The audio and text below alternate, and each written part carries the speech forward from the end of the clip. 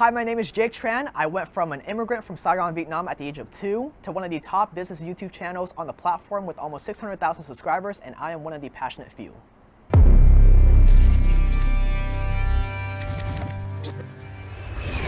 Welcome to this episode of the Passionate Few podcast. Today, it's your host Omar here, and today you're in for an incredible interview as we sit down with none other than arguably the most dangerous, evil, and playfully entertaining YouTuber on the platform today, Jake Tran, known for his controversial video business essays ranging in topics from things like how the ultra-wealthy evade taxes with fine art, to why do Chinese billionaires keep disappearing, the economics of the mafia, the CIA's plot to assassinate Julian Assange, and even most recently, a video delving into the topic of whether or not Coca-Cola actually contains cocaine or not.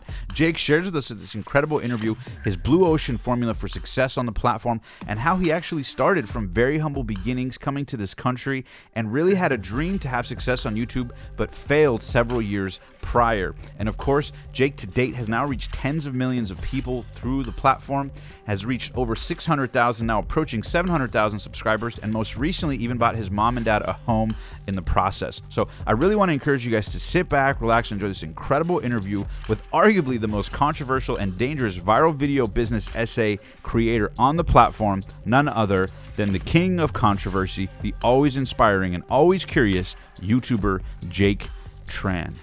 Enjoy. Thanks so much for being on the show today, Jake. Thanks for having me. Absolutely, dude. So first of all, I want to talk about your success on YouTube. You're only, what, 23 years old at this stage? Yeah, 23. 23. And you've already got how many subscribers on YouTube? Almost 600,000.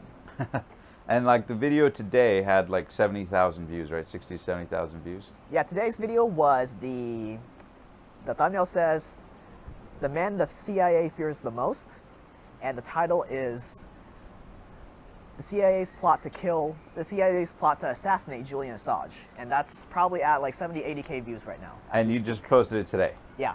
So it's this insane growth. And guys, this is why I brought Jake on the show. So Jake, before we talk about kind of like where you got to now with YouTube, take me back. You know, you're only 23. Where did you grow up? And sort of where did entrepreneurship or the desire to do something on YouTube kind of start for you? Should I start like very, very beginning or? Yeah, I want to know where what led you to what you're doing now. I'm sure it was a series of things. Okay, I was born in Vietnam, in Saigon, and I moved to America when I was 2 to Southern California in Orange County. And I grew up there the first half of my childhood and the second half in Arizona. And I guess every entrepreneur has like little stories of them selling stuff as a kid. And I definitely had a few of those things. Like I used to sell at these Asian markets. They would sell these like Asian little energy drinks, and I would have my parents buy me a case, and then I sold it to my friends for like a few bucks extra per bottle. So that was one example. So I really wanted toys, like expensive toys, but we always grew up poor, so I was very frugal naturally growing up. So in middle school, I would like get one toy and then get bored of it, flip it on eBay for cash for another toy that I wanted, and then just keep the cycle going. Then I would make a little bit of profit each time, so I would save up a little bit of money. Yeah. Super dangerous. Probably don't recommend that for everyone because I was meeting strangers in person as like a little kid. Oh, really? To try to do the toys, like swaps? Yeah, to like sell the thing. Yeah. Wow. In like my neighborhood, in front of my house. It was I'm surprised I didn't get kidnapped or anything. And how old were you at that time? Middle school. So however old you are in middle school, like 12 or whatever. Yeah. And then does that lead to more entrepreneurial things, or when does kind of YouTube come into play for you? Yeah, so unlike a lot of entrepreneur stories, like most of them do bad in school. And I didn't do too well in elementary school, probably because of the language barrier. I don't remember too much. But starting in high school, I was really good at school. Loved math. I enjoyed science. The science classes in high school weren't good, but I enjoyed it. And I graduated 11th of my class. And I could have got valedictorian or whatever, or like second, third place, but I didn't take all the AP classes that were available because at the time I was super obsessed with Taekwondo. That was my full-time job in high school. I would get out of school for like 30 minutes and then go straight to Taekwondo, where I would help teach a class, like 3 classes a day, and train for 1 class in a day. So I was working 5 to 6 days a week in high school. And Taekwondo actually was a passion of yours that you tried to take on YouTube kind of initially, right? Yeah. So, How did that go? Well, funny story, I got into Taekwondo because I got into like 3 fights in middle school. Yeah. So my dad They wanted those toys, fighting over the toys. Yeah. So my dad was super worried that I would become some delinquent, Right. which is a reasonable thing to worry about. So he put me in Taekwondo. And I just fell in love with it. And I've always been horrible at sports, normal sports involving balls like soccer, basketball, absolutely horrible. But for some reason, I've always been pretty good at martial arts. It always came rather naturally. So I got super obsessed with it. What was it about it that made it a hook for you? Probably because I have like more violence in me than the average person getting into fights and stuff. You seem like such a mellow guy too. That's crazy you say that. Yeah. Martial arts keeps me calm. Yeah, so there was that aspect, and I don't know, I just loved it. Like learning how to use your body as a weapon. There was just something about that I just loved. And yeah, I became an instructor super early on. I was helping out students when I was just a few months in, just because I picked it up really fast. And so I became an instructor. And then at the time in high school, I was really into watching YouTube. It was my main form of entertainment back then because we didn't have cable because we wanted to save money.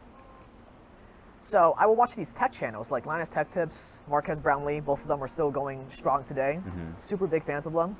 And I fell in love with the idea of being a YouTuber and having fun making videos, getting brand deals, having sponsors, getting free stuff from sponsors. That was like a really cool perk. That was the dream. Yeah, just getting free stuff. I thought that was so cool. Yeah. So I started a Taekwondo channel because that's all I knew back then. And my goal was to be the Linus Tech Tips of Taekwondo. That did not work out. Yeah. So you wanted to teach. Your original plan was to teach Taekwondo kind of on YouTube. Yeah. And be the Taekwondo guy. Yeah, because I saw Linus Tech Tips. I'm not sure if you're familiar with that channel, yeah. but yeah. Linus has this huge team. They have a giant warehouse. They have fun on camera. Yeah. They have editors. And I thought that was so cool. So I wanted that, but for Taekwondo. And so you start it, and how long do you try it before you realize, this isn't working as great as I thought it would be? So I wasn't super strategic back then. So I was doing it for like 1 or 2 years, and I grew it to like 5,000 subscribers, which is pretty bad for 1 or 2 years. Yeah. But I found a lot of YouTubers have a story like that, where they just went for years and years with barely any traction, like Mr. Beast. I love that. Yeah, they go years on YouTube, they fail, and then they find an angle and just boom, explode. Yeah. Yeah, so I did that for around 1 or 2 years. No traction because 1, the content wasn't good, obviously, but 2, the just market for Taekwondo is not very big in general. So I took a break, went to college for computer science, and in college I was very good at school. I really enjoyed it, actually. I was like on the edge of becoming an academic. Like I really want to research AI or something like that. So did that, became a web developer, dropped out of school once I got that job at my community college. You just dropped out. Yeah. So What motivated that? Because, well, the whole purpose of going to school initially was to get a job, some kind of coding job. So once I got that job, like there's no more point. Why buy the cow if you got the milk? I get it, yeah. It was right at the end of my second year of community college. So I needed 2 credits left or something like that to get my associate's degree. One was like public speaking. One was something else like biology or something. And public speaking, I was speaking every day in Taekwondo. So I didn't really need that. So you kind of developed the skill there that would then translate to kind of what you do now on YouTube, but you didn't know it at the time, right? Yeah. That's cool. I've learned a lot of stuff over the years, and they've all accumulated into being like really good for YouTube. Right. One of them is teaching and public speaking with Taekwondo. That was a major one because on YouTube, you have to explain things in the most simple manner possible. A really good advice I got was, your video should be understandable for a 5-year-old. That's how you should think about making your videos because clear. Yeah, if people have to like put mental effort into understanding your video, you've already lost them. So that was a major thing that helped me with YouTube, teaching Taekwondo, because I was literally teaching 5-year-olds and people older. So you were learning how to communicate at every age level, and how to break down steps, and so it built that muscle. Very interesting, Yeah, because we had a class called Little Tigers for like 5-6-year-olds. Then we had like the kids class, a little bit older kids. Then we had the teenage and adults. So and all the while, are you thinking like, I really want to do YouTube, I really want to do YouTube? Is that in the back of your mind, or did you kind of give up on that idea as a whole? I mean, because I know one thing I love about kind of getting to know you and us becoming friends is I would talk to you about, you know, the awesome stuff you're doing and the brand deals and how you're able to like impact these audiences. And I said, how did you know what to do? And you were like, it was always part of the dream, you know? And I love that the dream was always present in you at that time. So where was it when you had the job and all that? yeah, so let's see. So once I stopped the Taekwondo channel, I took a break from YouTube, went to college, became a web developer. And sometime in college, I read the book. My friend recommended me the book, The Millionaire Fast Lane by MJ DeMarco. And that book pretty much changed my life. Because at the time, I was leaning towards becoming an academic. Yeah. But then I read that book, and I listened to the whole book on Audible in like one day, and I came in the next day of school, just completely distraught. And like my world had been turned upside down. Right. I was thinking to myself, like, what am I doing here? What was the realization, or what's one or two takeaways that the audience might get value from about that book? Well, I recommend everyone read the book because I'm going to butcher the crap out of it. Yeah. But The Millionaire Fast Lane. Yeah. Check it out. But the general principle is that there's two lanes you can take in life, the slow lane and the fast lane. The slow lane is the traditional route, going to college and working 5 days a week until you retire. And then by the time you retire, you're too old to enjoy the money anyways. Or you can go the fast lane route, where you create a business where you can get to retirement, financial freedom, within a few years versus working your entire life. But it requires a lot more sacrifice. And at that moment, I didn't realize that there were two routes. I thought there was only one route. So it just opened a completely new world to me. And it was then that you decided, like, I want to commit to YouTube, or when is the shift? Yeah. Because I know you had a couple breaks where you start, stop. Yeah. What was the next iteration, the next attempt at YouTube? Yeah, so it was definitely not like a straight line. Yeah. I was taking a break. Never is. Break, yeah.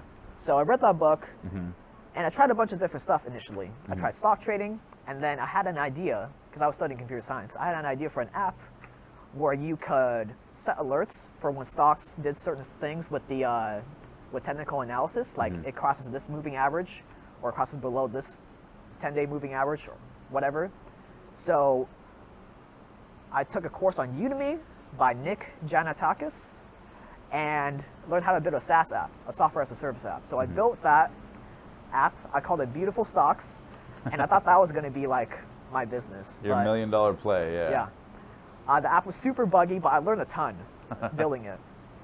So I used that app to land the web developer job I got, which is incredible for my age at the time. I was 19, maybe 18, can't remember, but I landed a $40 web development job that was remote. $40 an hour. Yeah. Yeah. At my age, which at full time it came out to like $80,000 a year or something, with no degree. So that was pretty incredible. I was really happy with that at the time. I was very proud of myself. Right. So I started doing that job. Got bored of it after a while because I was kind of just translating designs into code, and it was missing the creative aspect that I really needed in my life.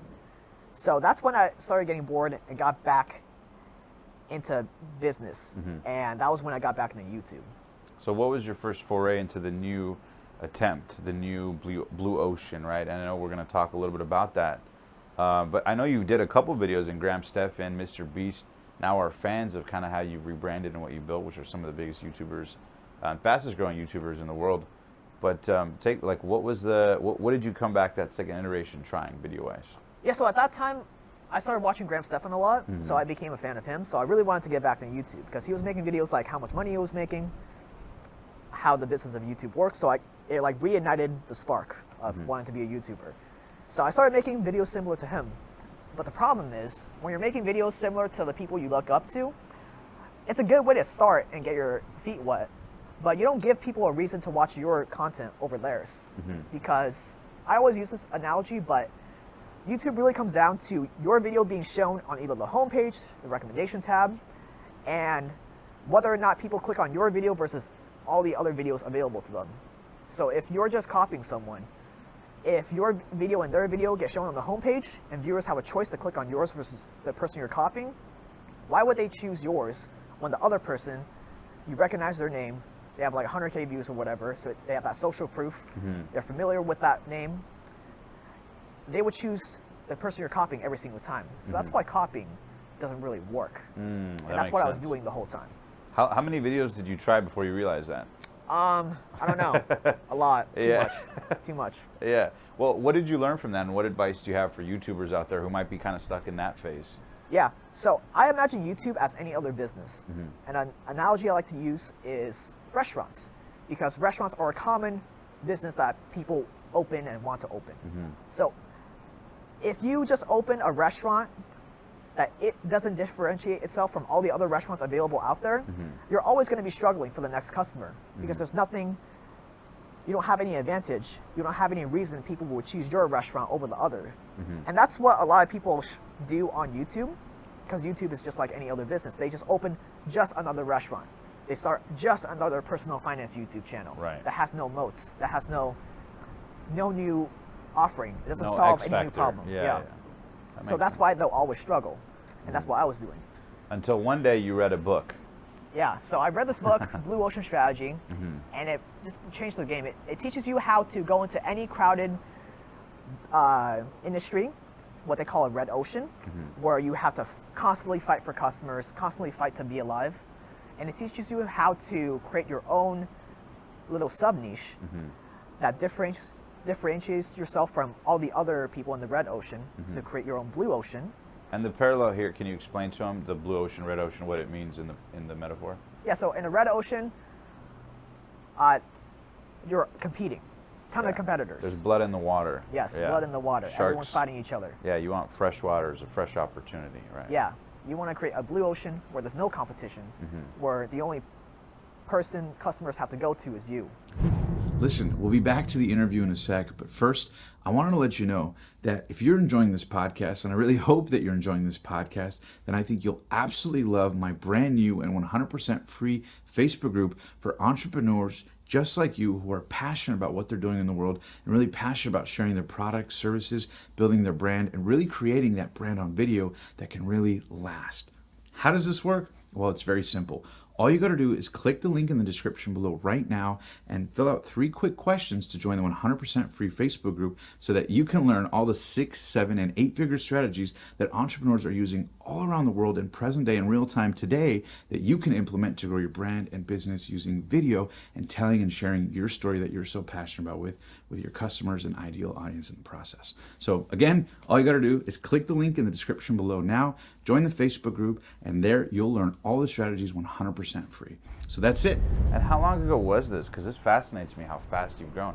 Your success was really in the last 1 to 2 years, right? The explosive sort of growth. Yeah, I saw my old Instagram post where I crossed 10,000 subscribers. That's when I made the switch over, and that was like 2 years ago. It's pretty crazy.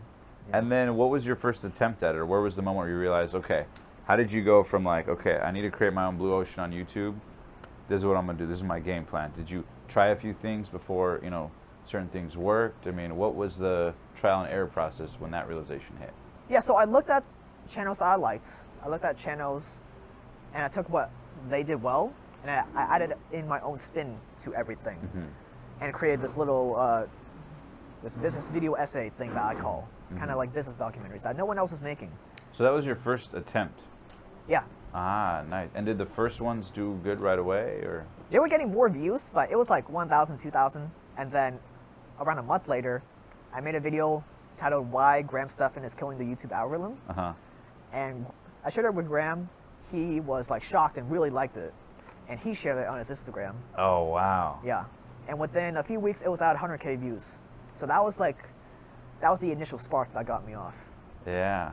And then so right away, are you off to the races and thinking like, how am I going to turn this into a business? How am I going to, because prior to that, you probably didn't make much in AdSense revenue at all, right? Yeah, brand deals nothing. were not even remotely in consideration, yeah. Yeah, I was only at maybe like a few thousand subscribers. Yeah. But yeah, pretty much right away, I just dug into it and kept making those videos and kept improving. And how many videos are you at now in the series, like that, give or take? Over 100. Yeah. Yeah, over 100. And for people, for any high level context you can share with people about kind of the revenue that can be generated or the business back end side, and whatever level of specifics or, just so people have context of like what's possible in terms of like views, brand deals, etc. Because it's explosive, and most people have no idea, right? Yeah. You can make a living off of just AdSense, but brand deals is a lot more. That's my main focus, is brand deals and AdSense. A lot of people sell courses. I personally don't want to be associated with that. Sure. But I've gotten a ton of value from online courses, so I don't think they're like scammy or whatever. It's just not my thing. How about rules to YouTube? Do you have any advice for people in terms of frequency of posting, in terms of how to go about brainstorming, anything like that for people watching this going, holy shit, if Jake did it, like maybe the young Jake who's doing Taekwondo right now and like watching this video like with a notepad, like any advice for people at any age really that want to really break through? Yeah, so first thing is solving some kind of problem, because YouTube is just like any other business. A successful business solves a unique problem that no other business has solved before. So I see new channels blowing up all the time, and all the new channels that blow up, the single thing that all of them have in common is that they started making content on something that no one else has made before, like some unique angle, some unique niche that no one else has thought of making before. And that's why they blew up, because there was no one offering that product to the marketplace that people were craving. So that's number one, just differentiating yourself. And number two, when we start out, we always try to look for like little hacks, like what tags do I use, what description do I use, small stuff like that. But the number one thing that matters is making the best possible content, the best possible video. Like everything that you want comes from making the best possible videos. So in Jake Tran's assessment, can you give the audience context about whether they're entrepreneurs who sort of want to start their YouTube business, or people who already have an existing business and want to leverage it to kind of like gain more of an audience? How important are the ingredients of, obviously video, like you said, is king, but thumbnail, title, I mean, any rules to those things? Because I know those are super important. We were both just at a YouTube conference where Mr. Beast was kind of talking about that. So any insights on, the power of thumbnails and titles? Because I think a lot of people might hear that, and I'm sure you've seen it. I'm sure we've all been guilty of it, right? It's like the same video, you change the thumbnail, could have 10x more views, right? Even if it's quality content. If people don't click on it, they'll never see it. So any advice as it relates to thumbnails and titles that you've learned? Yeah, the video is definitely the most important part, but the thumbnail and title are like the entry point into the video, because no matter how good your video is, if no one clicks on it to watch, then it doesn't really matter at all. So yeah, thumbnails and titles, it's like the entry point. It's very important, but at the end of the day, what people are going to remember you by is the video you make. Like, if people recognize you on the street, they're not going to compliment you on, hey, I really like your thumbnail and titles. They're going to say, I love your videos. Yeah. And so for you, at what point did you go, okay, this is a one-man operation? Like, you were putting hours of work and research into this, right? Like, how much prep time for you went into your first couple videos, just so people can kind of see the commitment that went into that? Yeah, probably like 5 days. That's why I only put out one video a week. Yeah, so you literally 5 days of full-on research and focus. Yeah. Yeah. Not the entire day, but yeah. Because creative work like gets you pretty exhausted. Yeah. You need start, stop, breaks. Yeah. What are some of the things that you wish you would have done differently in terms of like maybe advice you can give to people who are starting? Maybe the trickiest things to kind of look out for, things that were hardest for you to do, and you're like, oh, I should have just done that. Why did I get in my head about that, right? Any little things that are kind of obvious now that you could impart to the audience in their own maybe YouTube journey? Yeah, I think probably the worst advice you could use is just keep making content. Right. Because it comes from like the Gary Vee camp, and I actually really like Gary Vee, but people like mistake this and forget like the other part to it. Because a lot of the advice you hear is like just make content and eventually you'll blow up. But the problem with that is if you keep putting lipstick on a pig, it's still going to be a pig. It's not going to change anything. Right. So one is keep putting out content, being consistent. That's like the advice you always hear, be consistent. But the second part is actually innovating and continuing to improve. Like actually sitting down and thinking like, what can I do better? Because when people hear the advice, just put out content and eventually you'll blow up. They don't think about like, they just keep putting out the same video. But no matter how many times you put out a bad video, it's still going to be a bad video. Yeah. And I know that your momentum now has allowed you to kind of have the success where you recently just bought your mom a house. Yeah, my parents a house, yes. And what did that feel like, and what was that for you? Was that like a dream you always had? I know you said you kind of grew up from humble beginnings, so 2 years later you're able to get him a house off the success from YouTube. What does that feel like for you? Honestly, I was kind of indifferent about getting the house, but my parents love it. Yeah. It's a beautiful house, Yeah. and I let them pick out all the options and crap. Was that a goal for you? Was that something where you were like, man, I want to do that for my parents? Not necessarily, because we already had a house, Right. but this is just a much better house. And Yeah. it should be a good investment. I don't like investing in real estate too much, but Yeah. it should be a good investment, and they get a new place to live, so Yeah. it was a win-win. Yeah. And then in terms for you of, oh, go ahead. No, I wish I had like some super emotional story about that. No, but, no, you it know. doesn't have to be. It's the truth. For you though, as you look back and as you look at the landscape of YouTube growing, like kind of like your experience the last 2 years, but also what's coming up, how do you see the landscape of it changing? What are the new opportunities you're seeing? Or do you think it's just permanently looking for that new blue ocean, and that'll be that kind of evergreen strategy? Yeah, obviously YouTube Shorts and short form video is a thing now, and will probably continue to be a thing. But I think long form video and medium form video of YouTube, I don't think that's ever going to go away. There'll always be a need for that until the day arrives where we can like upload information into our brain and not have to watch content or read content. There'll always be a need for that. Yeah, and there'll always be a need for advertisers or businesses that want to get those eyeballs, which will create business opportunity. Yeah. Could you also share a little bit too about the psychology of brand deals and integrating that? I know you become a savant at that. Can you share a little bit about kind of like what brands are looking for, and then also B, kind of some of the unique strategies of like integrating that in brand deals so content creators kind of don't, you know, for lack of a better expression, hoe themselves out to just anything. Like, can you talk about like brand deals, integration, and just kind of like your approach to how creators can start thinking about that and making money off it? Yeah, so companies, brands that buy sponsor spots on YouTube channels, they have a lot of options. They can buy Facebook ads, they can run YouTube pre-roll ads or like mid-roll ads or whatever. They can buy Instagram ads, but they choose to buy YouTube ads or influencer ads because influencers have that unique connection with the audience that they can't replicate themselves. Because you have like an influencer who has influence over their fans promoting your products. So there's that inherent part that they're buying, and that's why they don't just go to Facebook ads or whatever. So I view it, again, like any other business. You have to provide the best service possible to these brands. So I try to make mine as personal as possible. Yeah. And then in terms of integrating them into videos, I know you do a really good job at it. Any insights for people on kind of how they can do that, or other content creators? Yeah, pretty much going back to what I said. Yeah.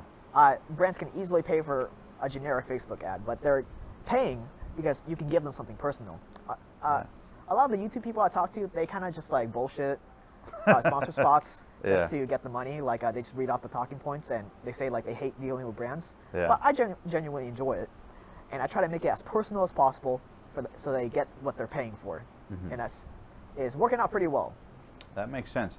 How about advice in terms of being good on camera or audio? I know a lot of your videos, you actually have a cool setup because you share these stories, but your face isn't necessarily on the camera in every single shot. Was that like a conscious choice to sort of create content that you kind of play to your strength of audio? What was the psychology or the rationale for that? Well, in the business niche, most people are just making talking head videos, so that's why I lean more towards that. But like being good on camera, I'm pretty sure I have like mild Aspergers or like borderline Aspergers. So I think that plays to me not super caring about like hate comments or whatever. It doesn't get to me as much as other people do. I think. So I think that's played a big role. And then how about in terms of like doing the voiceover stuff? Is that something that you don't have to necessarily go into too much detail, but in terms of how you go about like recording audios, are there times where you record and like you'll kill that idea? Like what's the iterative process of like record that? No, it sucks. Like just so people can get context of like behind the scenes, your kind of process, your workflow. Yeah, at the beginning, I was super insecure about my voice. I thought that was my biggest weakness. That's why I ask, because I know there's people listening here that go, dang, I'm insecure about my voice. I'm insecure about how I look. Yeah. I can't win on YouTube no matter what I put out. I thought that was the my biggest weakness. I just thought I had a weird voice, but apparently people really like it. So I wouldn't have found out until I tried. Yeah. So you initially had that insecurity, felt that insecurity, and then just did it anyways. Yeah. Again, borderline Aspergers, so I just didn't care that much. And in terms of content coming up forward, do you have, I'm sure you do a ton of research, but do you have any advice for people in terms of how they can go about researching, other than kind of what you mentioned about like looking at what other people are doing, adding your own unique spin on it? Anything you've learned that kind of helps you in the creative process? Because a lot of people get burned out creatively, so what advice do you have for people out there to kind of keep the ideas flowing? There's no easy way around it. It's just aggressive Googling, like for many, many hours. Yeah. I wish there was a secret. I wish there was a magical way to go about it, where it's more efficient. But for the stuff I do, it's just a lot of research. I love and it. That's why I think pretty much like the most important part of any business you start, it should play to your strengths. I'm a big fan of Robert Greene, and one thing he talks about in the book Mastery is that everyone has their own natural inclinations, is what he calls it, where it's things that you naturally lean towards, that you're just naturally inclined towards, that you're just naturally you have a knack for it. Yeah, exactly. Or you get it, or you're willing to do it more, or yeah. Yeah, it's like in class, in school, there's always the smart kid that doesn't put in as much effort, but he still gets good grades. You should find that niche, that industry, that hobby, where you have that natural inclination towards. And everyone has a natural inclination towards something. And if you don't, you think that you don't, you probably just haven't tried enough stuff. I love that. That's so true. I notice a recurring pattern with you is reading in books. Can you talk about how instrumental that's been for you, and like what's your routine with reading?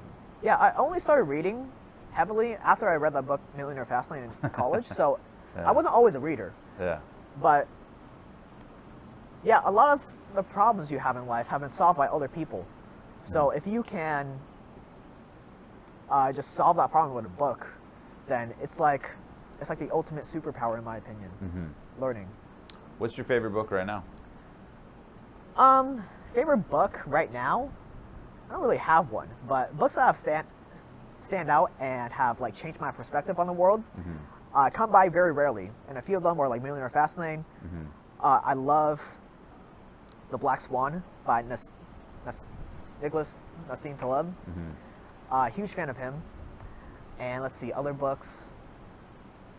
I can't think of any right now. Any other significant ones you recommend? Because we got Millionaire Fastlane, because I know the audience is going to be super inspired by this. We got Millionaire Fastlane, we got Blue Ocean Strategy, and you mentioned another one, Robert Greene, Mastery, was it? Yeah, Mastery. Mastery. I actually didn't finish that book. I just read what I needed to and got what I needed. Yeah, I got the value from it. Yeah. No, I love that. It was that book, the one I just mentioned, The Black Swan.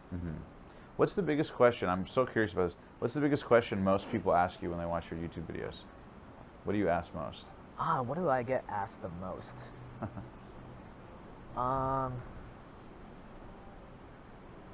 Usually make a joke about me being on hit lists. Stuff like that. I know, because if you could share with the audience, like just name some of the names of like videos or some of the topics covered, just so the audience, if you guys haven't checked it out, and guys, we'll put links in the description below. You guys got to check out Jake's stuff if you haven't already. Comment down below, let us know if you have, though. Yeah, so a recent one that took off was on the Pandora Papers that recently came out. So Pandora Papers, leaked documents expose global elite. Another recent one that has done really well is one on BlackRock, the company that owns the world. One of my favorites is why do Chinese billionaires keep disappearing when Jack Ma disappeared? I love that video so much. Yeah. Why haven't we seen hyperinflation? That was after 2020 ended with all the money printing. Yeah. Stuff like that. Very cool. And in terms of the analytics, is that something for you that you also are like, you always have your head in, or are you just focused kind of exclusively on like, make the best video that hooks people the longest? Where are you with that? Yeah, you focus on making the best videos, and the way you get feedback is by looking at the analytics. So it's nothing too major, nothing too heavy. In terms of like hooks, stuff like that, like, can you share with the audience a little bit about, I'm trying to like like dig all the all the gems out of your mind? Because I know things like the hook is very important as well, right? Yeah. Like can you talk a little bit about that, the psychology of the beginning of a YouTube video? Because you have some of the most compelling videos. Sometimes it'll be like midnight and I'll try to go to bed, and so you put out a video. I'm like, oh, my buddy put out a video. I check it out, and like your first line is like, why do Chinese billionaires keep disappearing? And then it's like fast B-rolls. I get so hooked into it. How much of that for you was really like putting the time in, and what have you learned from that part of it? Yeah, it's still a struggle for me. Right. Like I don't have a definite formula on it. Right. But yeah, same thing with the title thumbnail. Is the entry point into the video. It's the first part, the first impression people get. So if you don't hook people in, today people have a very short attention span, and all your competitors are on the sidebar, waiting for the viewer to click on them. So you have to put a lot of effort into keeping people watching, especially at the first start of the video. And how do you keep from burnout? What keeps you focused on it? Obviously the money is great, the impact, the audience loves it, but for you, what keeps you from kind of burning out or wanting to try something else? Because it seems like you're in such a good momentum with it. I'm curious, what is the problem you feel you're solving, or what is it that keeps you so hooked in your success and with these videos? I haven't seriously felt the need, like the desire to I want to quit for a long time now. Yeah. Like a good few years. But when I did feel that, I would just fall back on the question of what would I do if I quit right now? Would I go get a job again? I would just get bored of that and then want to go back into business. Yeah. So everything circles back to me going back into business. So why not just stick around? Yeah, why not just commit and go all in? There's that. Another book that changed my paradigm a lot was, wow, I'm totally blanking right now. It's the book from, it's the artist book, The War of Art. Oh, yeah. The War of Art. And in that, Stephen Pressfield explains how there's a difference between an amateur artist and a professional artist. And the difference is the amateur gets super enveloped in what they do, and they attach their entire identity around being a YouTuber or whatever. Whereas the professional, it's more separated. They take a step back and look at things a lot more rationally. Like, this is just my job. This is just what I do. Instead of this is everything I am. So if the views go down, then my self-worth goes down. So that really helped me too. Yeah, so looking at it like a professional, like for the long haul. That's powerful. What do you think most YouTubers do wrong? Just what I talked about earlier, not doing the same thing over and over again, expecting a different result. Continually putting lipstick on the pig. And just keep trying to make that work. Yeah, that makes total sense. Now, last question I want to ask you before we play a little game here is, your story's been incredible, and I know you've been busy. We barely caught you in California. You've been traveling all over the world lately, right? I mean, share with us what that's been about and kind of what's keeping you inspired to do that.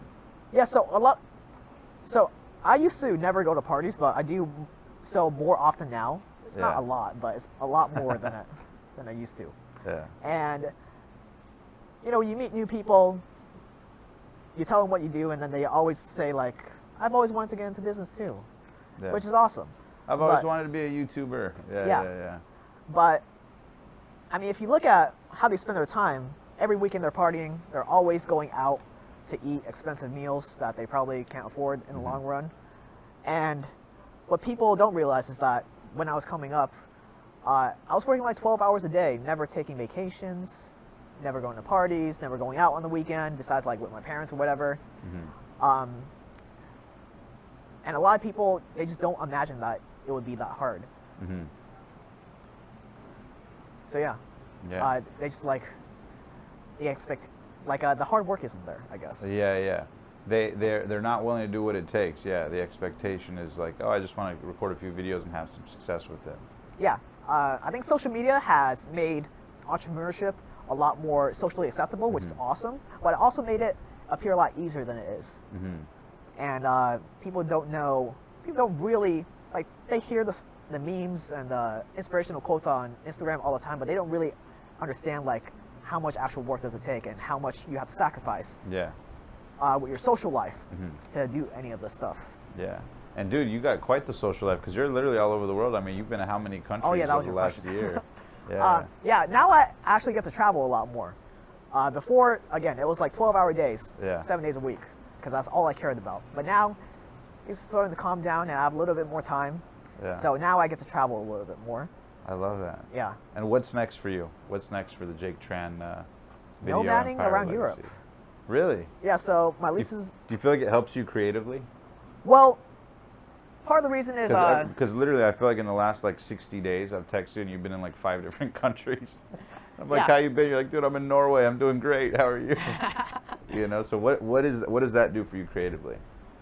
It doesn't necessarily have much to do with YouTube, but there's just like a whole nother world out there, because I didn't travel too much growing up. I would travel around the U.S. a ton, especially for Taekwondo, but there's like a whole nother world out there that I haven't seen yet that I really want to see while I'm still young.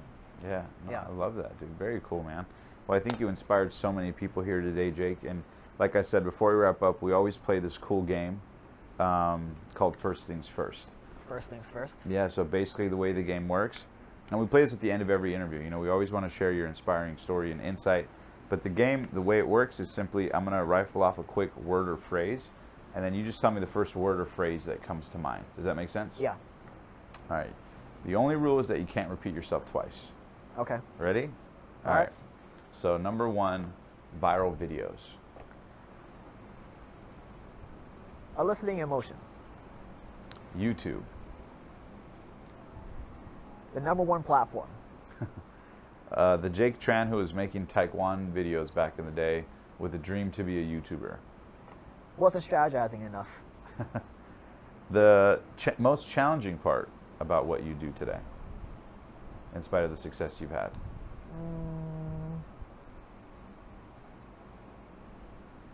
That's a hard one. Continuously innovating. Like keep always innovating and not getting stagnant. The worst advice you've ever been given. Just keep making content. It'll eventually blow up. The best advice you've ever been given. I don't know. That's a hard one. I'm not sure. Okay. Passion.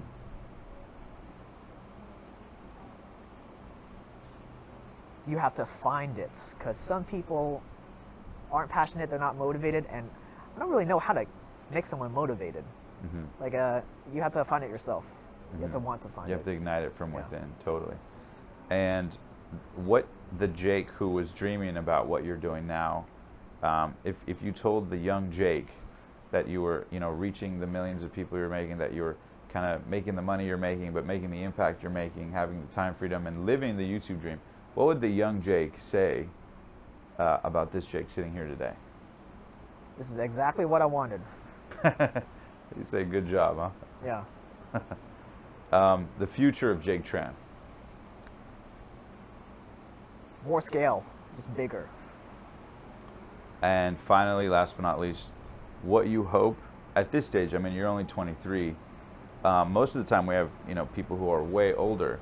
But the question I have for you is, like, when Jake Tran is dead, gone, nothing but a pile of dust, and your content, which will live on forever, what do you hope people really take from your content and your mission here? Big question for a 23-year-old. I hope people end up more curious, because I think curiosity and motivation, I think, is the root of everything. Because if you're not curious enough, then you don't learn. And if you're not motivated enough, then you don't do anything. Amen, brother. Well Yeah, said. Where can people find you? And thank you so much for coming on the show, Jake. Where can people find out more about you? Oh yeah, I forgot to mention this. Yeah. When I was first getting into business and entrepreneurship, I would watch your interviews. Oh, wow. Yeah, you've told me that before, but I really appreciate you mentioning that. Yeah, I remember watching the one with the Live Fit founder, Randall Oh, Pitch. Randall Pitch. That was Oh, cool. because he was from Little Saigon or something like that. I don't know. Yeah. But I remember that one because it was super cool. Had his Lambo and whatever. Was this in your Taekwondo days? A little after that, probably. Yeah. Maybe college. I can't remember. But Well, yeah. very cool, man. So Well, it's come full circle. yeah, honored. It's been crazy to see, you know, not just other YouTubers, but people who tell me that. It's always, you know, my whole dream, it's always been my mission to live my dream while helping people live theirs. So the fact that in any way it played a role, that means the world to me, bro. So thank you for mentioning that. Totally, man. And again, where can people find you if they want to learn more about all you're doing, your socials, YouTube? Yeah, YouTube is just my name, Jake Tran. Oh yeah, funny thing is, people I meet, they always say like Jake Tran, but my full name instead of just saying Jake, which I always found pretty funny. Yeah. And Instagram is jaketran.io. The IO is from my web development days. Perfect. Keep that true. Well, guys, thank you so much for enjoying this interview with Jake. Any final words out there to dreamers who want to build the business of their dreams on YouTube, Jake?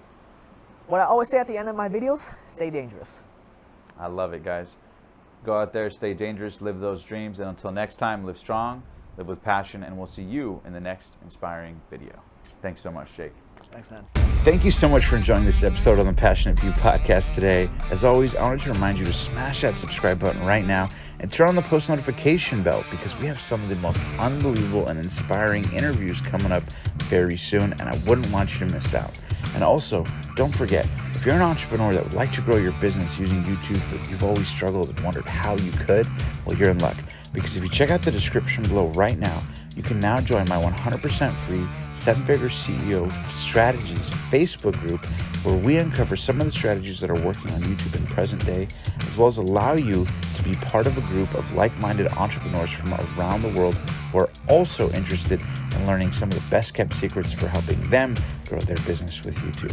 Want to find out more? Simply click the link below, fill out the questions in the Facebook group, and I look forward to seeing you either there or in the next inspiring video.